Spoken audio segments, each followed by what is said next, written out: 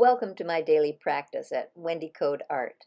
If you find this video interesting or helpful, please consider subscribing to my channel and liking the video. Hi, my name is Wendy and I'm an artist. I've been an artist my whole life and I am excited to invite you into my studio and show you my art practice.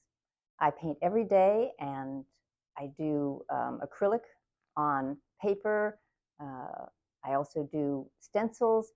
I draw. For me, art is about problem solving, so there's always little tricks and tools that I can share with you along the way. So welcome. I'm so glad you're here. I am going to start today, um, just by expressing my gratitude for my studio. Yesterday was a tough day. I just didn't have energy. And, it's not like me. I'm usually raring to go. Well, I have my moments, but it was really kind of a tough day. I don't know if it's the weather or, just some kind of adjustment going on in my system. But anyway, I feel terrific today, and I'm just glad to be back in the saddle, so to speak. And some days are like that. Some days you just don't want to do anything. You don't want to paint. I should really just say, some days I don't want to paint. And, I just feel the fatigue of, the day to day. And, but just like there's always another painting, you've heard me say that if you've been watching any of my videos. And so there's always another day. There's always another day. It's pretty sweet, actually. So yeah, I'm just winding back into the rhythm of my studio and the studio practice. That happens.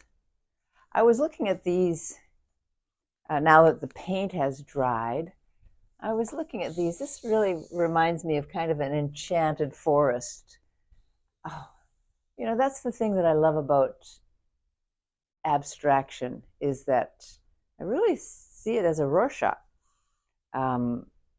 You can just interpret these shapes and colors and movements in so many different ways. And even if you're not interpreting it, I'm sure there's people who would say, don't try to analyze, don't try to, make objects where there are none.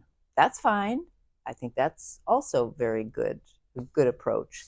But yeah, you can't help it sometimes. Just sometimes you see a shape or something that just harkens back to something else.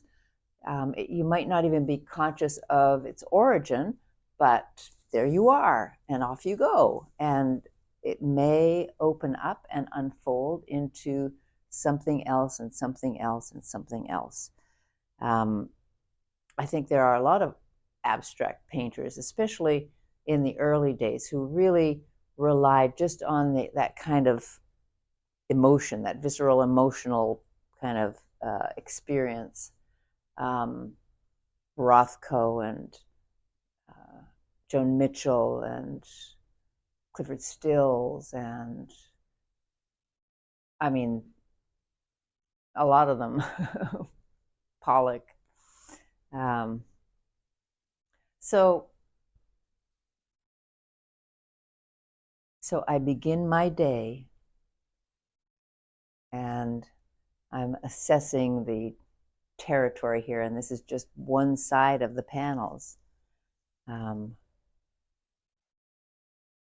But let's get started. I was thinking too, before I turned on the cameras, about how different people, different artists have different rhythms and different approaches, et cetera, and how grating it must be to people who like to have things organized and done in a certain way, to observe somebody who is really just spontaneous and just goes with the flow. Um, and I have to say that there's pluses and minuses to that. Um, I do rely on volume because going with the flow opens it up to a lot of experimentation.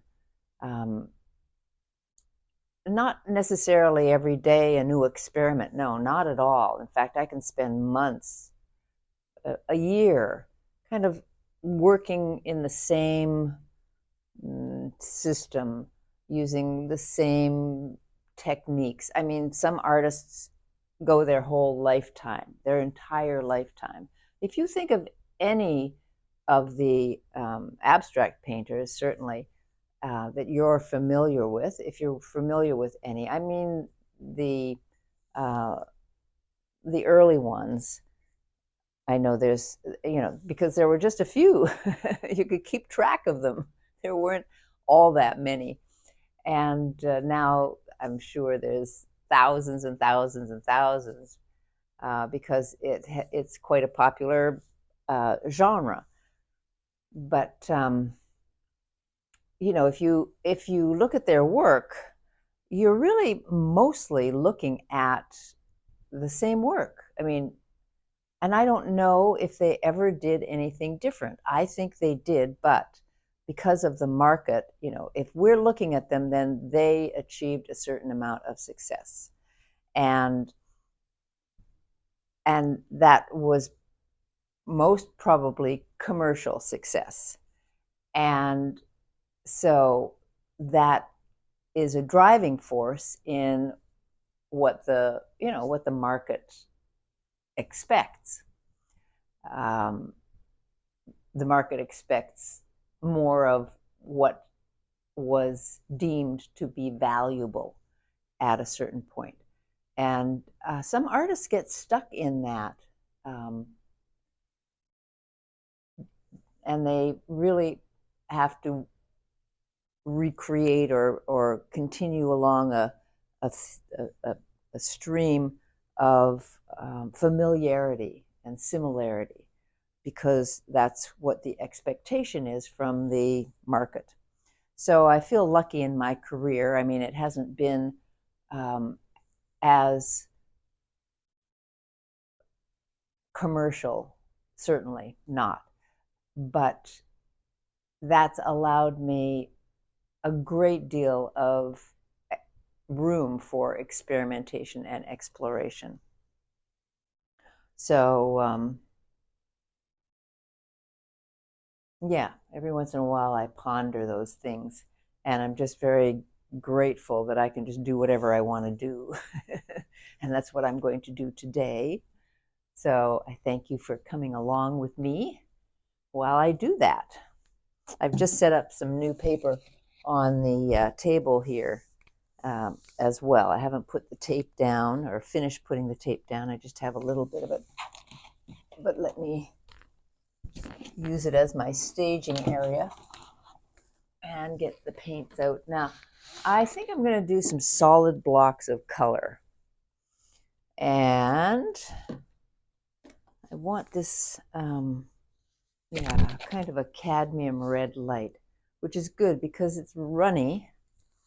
And so if I use it as a solid block of color, it's not going to run into everything else and get me all upset. Not that I get upset. It's paint, after all, and we're friends. I have to say, I do appreciate the runny quality when it's just one. That turned out better than I thought, actually.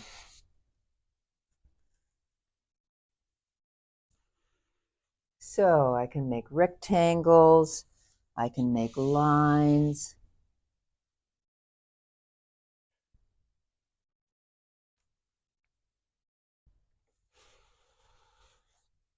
I can divide the liquidity between two surfaces. I just love that red. You can overlay it. Really wanted something a little more solid though. So let me put a little bit more on here.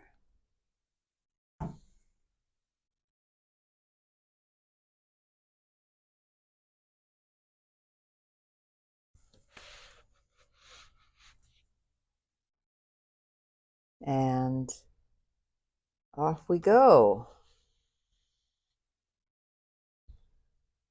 Let's see if I can get any more of that kind of stippled effect.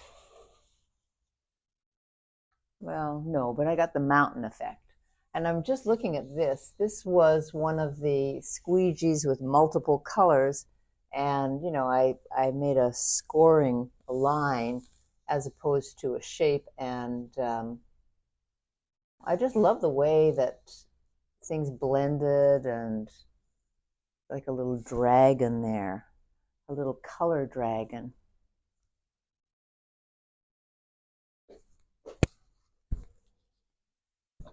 And having such a good time that I'm going to continue. Now, yeah, I think this is good.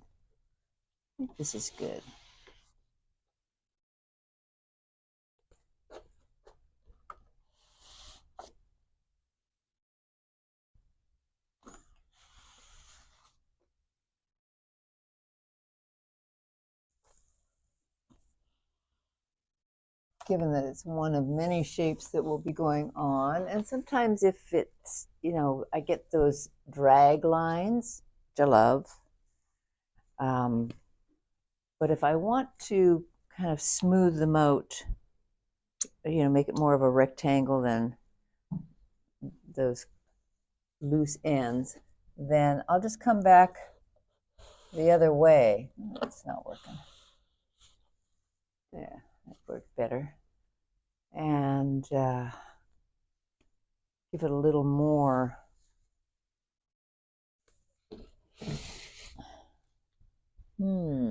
And there's variations underneath the paper. The paper is quite thin. So there's variations underneath the paper which show up because, you know, I'm pressing against it. So it's like an embossing. And then there's variations actually on the squeegees. I didn't realize it, but the squeegees can leave a kind of a striped effect. So, and one of my favorite things to do when I have some extra paint is to lay it down on another surface, which will eventually house the gods and goddesses.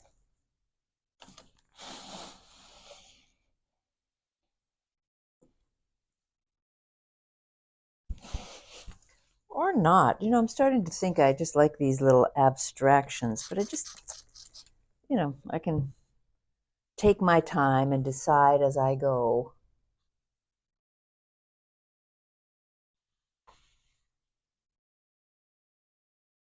Little stalagmites and stalactites and stalagmites. All right, the rest is a little bit of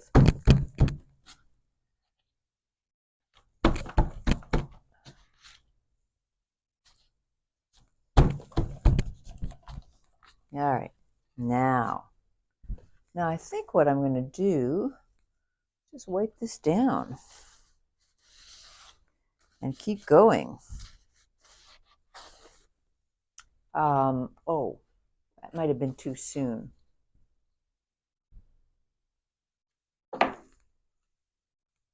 Let's see what we have on the other side. Oh, oh yes. Okay, so oh, it was too soon, but no problem. I will just keep going. Isn't that red kind of a gorgeous cinnabar-y color? A little orangier than cinnabar, but I do like that color. It's the show color.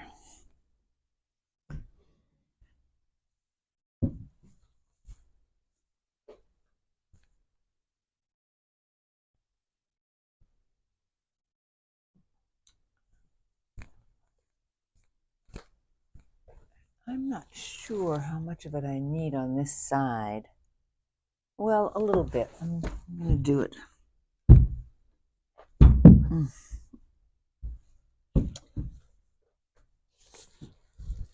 I try to minimize how many times I turn these boards around, just because, it's a lot of work and taxes my back sometimes.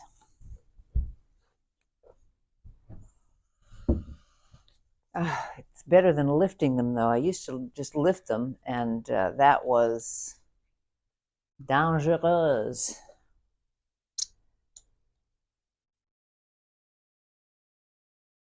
I think I developed a certain kind of musculoskeletal issues because of that.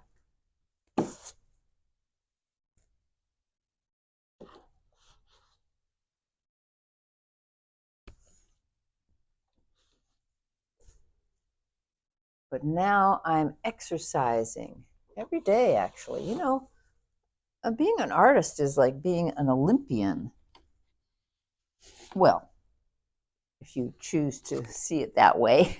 I'm not sure everyone would agree with me, but there's a lot of physicality. I think that's why I like it as much as I do. There is a lot of physicality, and yeah, it just feels good. Now, see what a difference this color made? If you look at the other panels here, this just kind of made the other colors pop. It kind of brought the other colors closer to the level of the red in terms of, standing out. Not that these colors don't stand out, don't get me wrong, but the red just highlights that, I think. And I like it. I like the way it does that. Just trying to decide. There's like 3 objects here. Boom, boom, boom. Or 4, I mean. There were 3, now there's 4. And, how far this one should go. I think it's a little bit low. So I'm just going to add a little bit more to it. I'm not sure that's the solution, but it's like, these are like statues, like independent, individual objects on a white plane, on a white background. That will change, but I'm just marveling, enjoying, observing.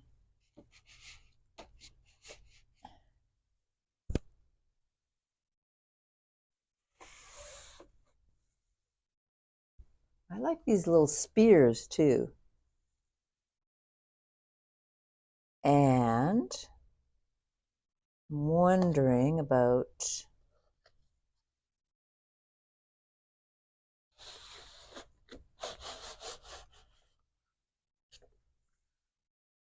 well, it didn't need to overlap the green, but I like the shape of it, and I like the movement, the directionality of it. Is that a word?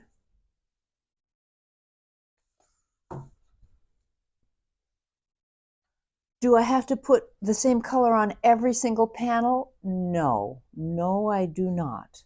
But once I get going, I just want to. I just see how good it made the others look, and so I want to continue. And so I shall.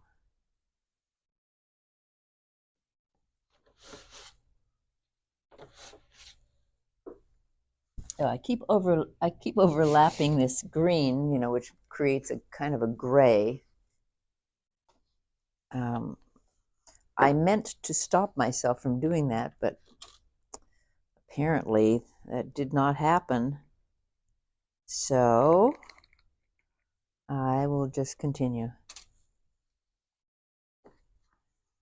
I guess in a way, my art has become well, I liken it to a spiritual practice. It's really about forgiveness and many other things, but I used to get upset about doing things a certain way and having a certain result and keeping up with certain demands, and I just let that go, and my life got measurably better. Measurably, I don't know what the measure is, but my measure, my experience. I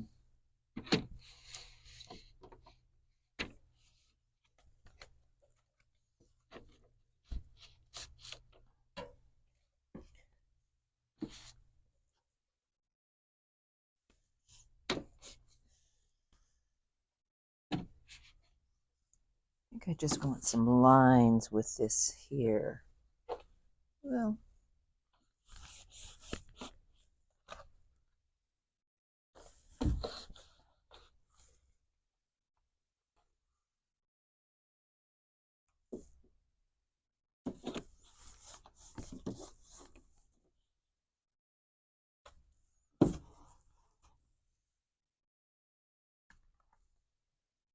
oh, it's a nice bit of red here. This, I think, pretty much the same color. Let's see if that comes out up here. I'm going to try and span the two. Well, not much came out here, but I didn't really want a whole lot of it.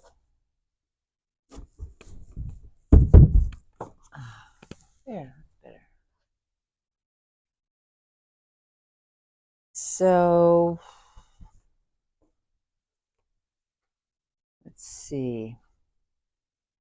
What do I want to do here? I want to use something to spread this paint down a little bit. There's just a tiny bit left. I'm not sure it's even worth it to move it down. But I did not want to, I didn't want to really put more paint on here. Oh, that worked. So I just kind of want to finish it off on this side.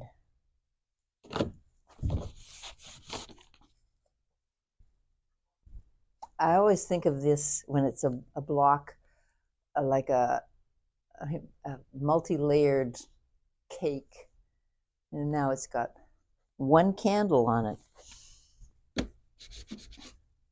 I used to think that, that kind of interpretation that the artist did, was kind of sacrilege. I mean,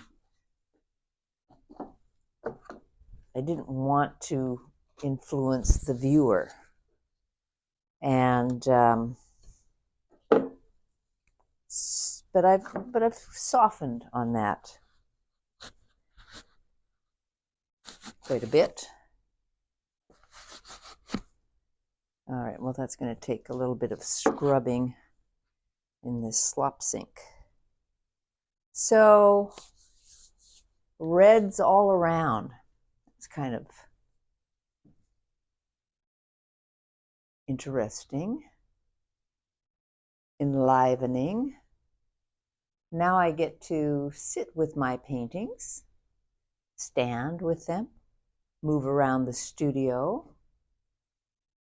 I'm starting to think more and more about this encapsulation as well. I've always envisioned my works as individual, but of course I'm painting them in these big groups, these big groupings, and I'm wondering how it would look grouped, as a presentation. So I'm so happy that you are joining me today, and maybe other days too. I'll take you through my day to day as an artist, and I look forward to seeing you on the next tape. Thanks for being here.